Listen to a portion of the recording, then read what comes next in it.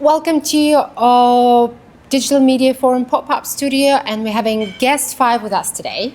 Hi, I'm Yash, Executive Director of Strategy and Social at Create Group here in Dubai. It's great to have you here, Yash, and I would like to ask you a question about the attention spans.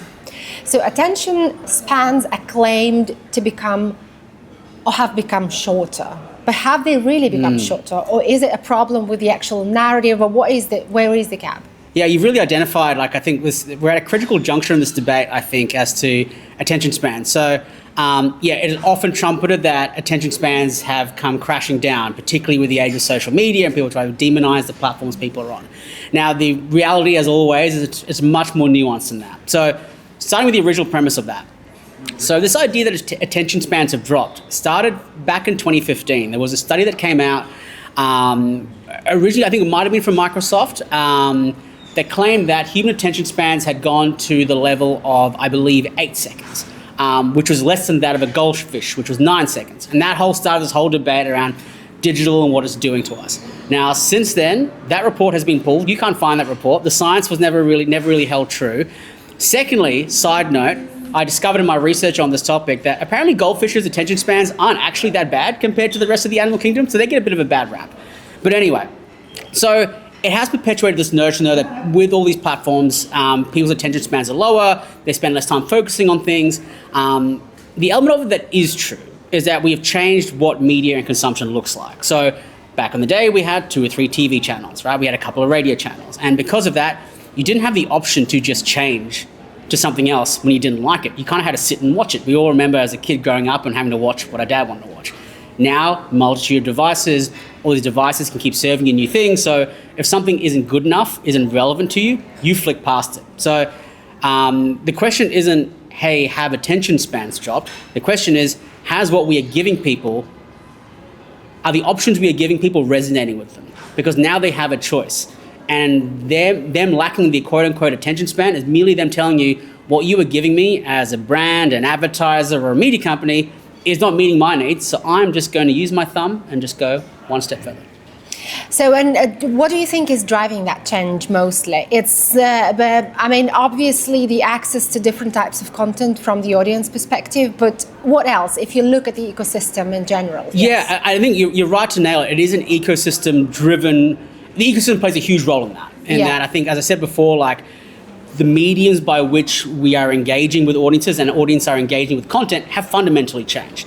One, there's a lot more options. But secondly, within those platforms, particularly your social media platforms, they're organized very differently. And particularly over the last 3 or 4 years, we've gone from on social a follower graph, which was most of the content you saw was from people, originally friends and family, cat photos, baby photos, to news organizations you might have followed, brands you may have liked, into, with the advent of TikTok and short form video, into the interest graph. So most of the algorithms serve you stuff that you are interested in, right? So up to 90% of the content you will see in your feed is from accounts or brands or people you do not follow, but it's just determined by what you're interested in.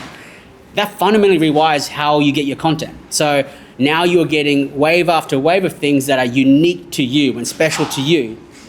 So when something comes in that isn't exactly that, you're like, why am I watching this brand who doesn't relate to my values, or this piece of content featuring someone who isn't interesting to me, when I can just move on to the next thing? So the mechanics, I think, play a huge part, as well as the drive for attention and interest in a sort of very variable world. But are we still in the space of, let's say, influencers, influencer marketing, let's say, and that's how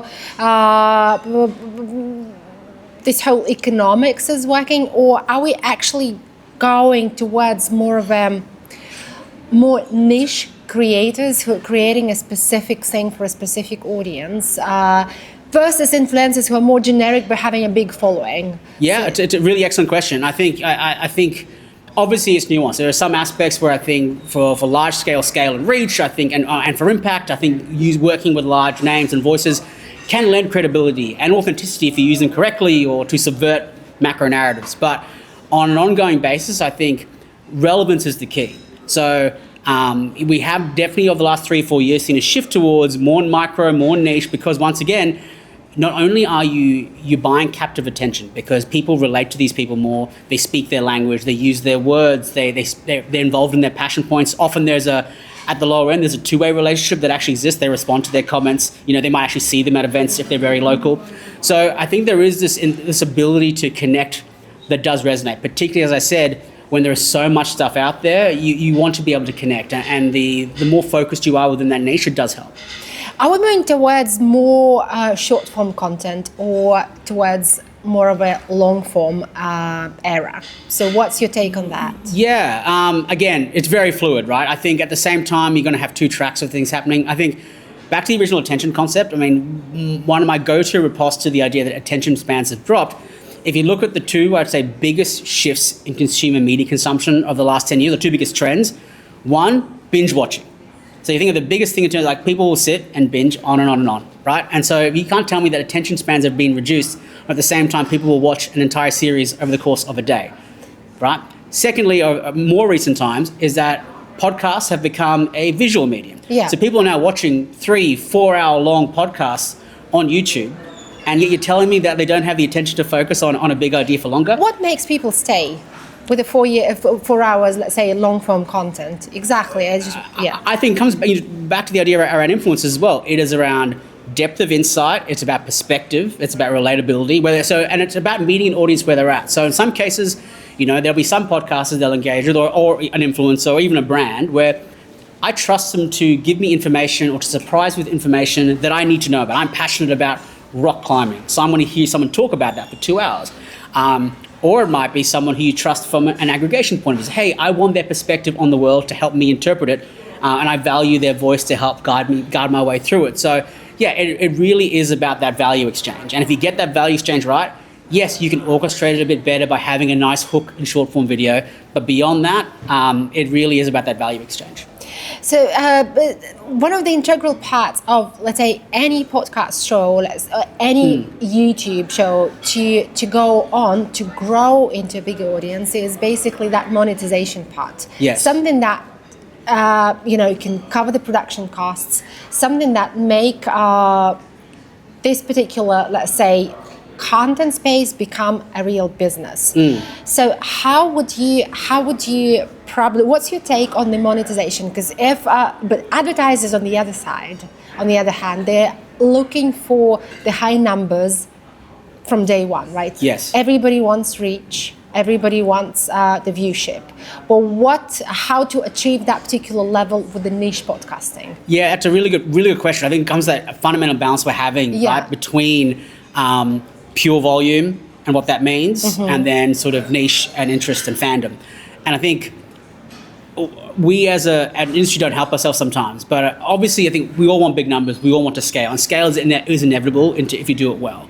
But more often than not, you'll find, and this is outside of just podcasting, you look at music fandom now, always has been, where it starts with a close community of passionates, often local or subcultural, and that influence expands out from there. Because if you look at it now, passion is contagious. So you see a bunch of people who believe in who's talking, who believe in the ideas that are being espoused, that is naturally magnetic, and you get drawn into that. And if you build your audience that way, where it's passion driven rather than just over-indexing to scale, when you go speak to advertisers, you're going, hey, look, I'm not offering you a bunch of service level listeners who may or may not listen to what I have to say, let alone what I have to sell, versus I've built a community who have this parasocial relation with me. They know me as a host, for example, in your own world. And therefore, I'm a person they trust. So therefore, when I recommend someone, when the podcast partner with someone, they go, okay, they wouldn't have done this because I know their perspective. So I'm now going to be more in tune to do something. So I think it's about displaying the idea that what is more meaningful in terms of depth actually translates into more meaningful commercial outcomes. I think we're at the start of that journey, but I think that is the future, definitely, where all these things are going. I've got a question about, there's some stat that shows that only 4% of creators are actually monetizing the attention that they are gaining out of the content that they create. So do you think this script can be flipped in the way that more creators learn how to monetize attention, or the ecosystem itself will help them to do that? Yeah, I mean, I think it's a really interesting question, and it's really funny. I actually equate it. It's a bit of a tangent, but I've got a friend who works as a pharmacist. Right. And she went to school, went to university, educated, studied pharmacy, postgraduate degree, now runs a pharmacy. Now, in running a pharmacy, most of her job now is spent working in retail. Like she runs a business that all of a sudden is selling confectionery and like thinking about ranging, has salespeople coming in. Yeah. No one prepares you for that. And it's very similar, I think, to the creator world, where more often than not, it comes from a place of passion or self-promotion. But more often than not, it's passion these days, it's belief, it's an idea. And so they start telling their story and people believe in it. And then all of a sudden they're like, hey, I really like this, I'm gonna quit my job because I'm interested in this community, I wanna build it out. And they kind of have to learn how to be commercial on the fly. And the problem is the world isn't set up to help them with that, because realistically, brands are transactional and they want to get a good deal. So it's not like they're going to tell them, hey, you should do X or Y. So it's a tricky world. Now, when it works well, I think the platforms can help, and that they help institute standards. They're looking to engineer big deals with these advertisers. So more often than not, they'll pull you into their orbit and start to rate card that stuff. So I do think there's some institutional support that can help once you scale enough. But beyond that, I think, without getting too sort of esoteric or existential with it, it all comes down to your worth. And if you believe the partnership is worth it, you may have taken less money than someone else doing that job. That's life, generally, as well. But if you believe that you got what you wanted out of that, whether that was financially, whether it was the halo effect of doing the partnership, or simply the experience of doing it, then I think you can be satisfied and take everything as a learning experience. But no, unfortunately, like with anything in business, there is especially something moving as quickly as this is, there's no set playbook, and that makes it fun, but also hard. Yeah. So what's your take on YouTube? Do you think YouTube is disrupting a lot in terms of how brands are doing marketing, how content is being produced and repurposed? Do you think YouTube is another social media platform, or is a conceptually different power? That's a really interesting question. I think obviously it is more viewership driven in many respects, but there is obviously this comments and communities that form around things. And for example, so you can tell by my accent, from Australia. Australia just enacted the world's first under 16 social media ban. And YouTube was quite controversially included on the list of platforms within that. And there was a lot of debate around that. I'm not going to get into either side of that, but it's interesting that it did fall within there. I think there's a huge amount of the social media mechanics that sit within YouTube. There are fandoms and followers, and there's two-way commentary and all those sorts of things. But for the bulk of people, I think it's quite a viewership-driven platform. And so is it disrupting traditional consumption? More often than not, I think it does a little bit. Particularly younger guys, people will just watch YouTube over other things. But I think a lot of the times it's complementary as well. I'm going to watch the show on Netflix or the show on TV or watch sport live broadcast, and then I'm watching YouTube breakdowns with podcasters, or I'm watching highlight shows or whatever. So I think in this new media landscape, I think all these things acts as complementary elements that are some parts social, some parts viewership. I don't think it's easy to box it. Yeah. That's interesting. So if you were a brand, let's say a B2B, a business that doesn't have, let's say, as much of the entertainment aspect as you would imagine an influencer or creator, somebody who has never taken media as their first direction of doing marketing, let's say. So would you explore the media model, and how would you turn that into a proper attention that can be monetized? Well, I think the really, so, at our agency, our sort of creative manifesto is the idea of we create fans. Is kind of what we operate by. And I think what drives that is, I think, around, no matter what industry you're in, I think fandom is this dominant concept that is shaping how people interact and relationships people are looking for. So all the way through into B2B, you look at any industry, let's talk about marketing, for example, right? It is shaped by the same fandom dynamics you see in like pop culture. You think of there's key opinion leaders. There are tribes forming over different disciplines. There are debates around, performance versus brand and all those sorts of things, right? And we have people we value, all these sorts of things. So, and that manifests everywhere. You go, my mum works in education, right? Same, there's ideologies, there's key opinion leaders, all that sort of stuff. So because of that, people are seeking authenticity information they trust. They're looking to engage with these topics. So, and we have the social platforms that sort of mechanize that. So my suggestion would be, and you look at it, is no matter what industry you're in, you are trying to speak and convert some degree of audience. Those audience are looking to hear from you. So listen to them, understand them, look at what inputs they're taking into their decision-making process, and create from that. So if you are working in real estate, great. Let's look at where your audience is. If they're all on LinkedIn, how could you document your story in LinkedIn in a way that's going to resonate? So I think I think there is no excuse now not to be engaging with it, but also there's no need to rush into platforms where you don't belong. And I think that's the risk that often happens. If someone says, hey, you have to do YouTube, do you really? Or hey, you have to do LinkedIn. You need to validate, is your audience there? Can I add value to them there? And only then do you need to engage. And I think that's the question we need to ask ourselves before we do anything.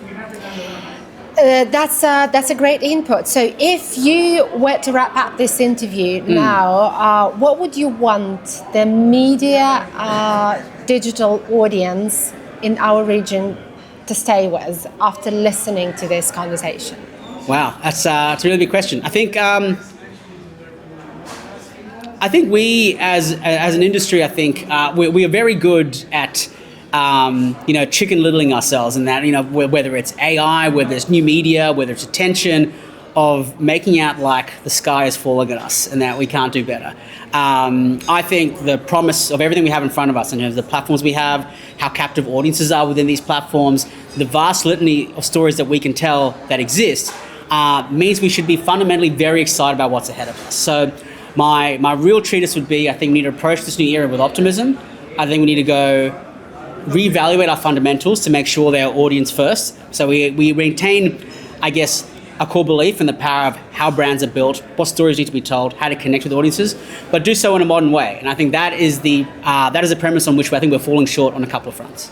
That's interesting. Thank you so much. Thank you for your insights, and it's been lovely having you in the Pop-Up studio and also in Dubai. Are you based in Dubai? I am based in Dubai. Recently just arrived here about 6-7 months ago, so I'm very much enjoying my first time here. Are you? Okay, great. Yeah, great to have you as an expert also in the region. Thank you so much. Thanks for your time.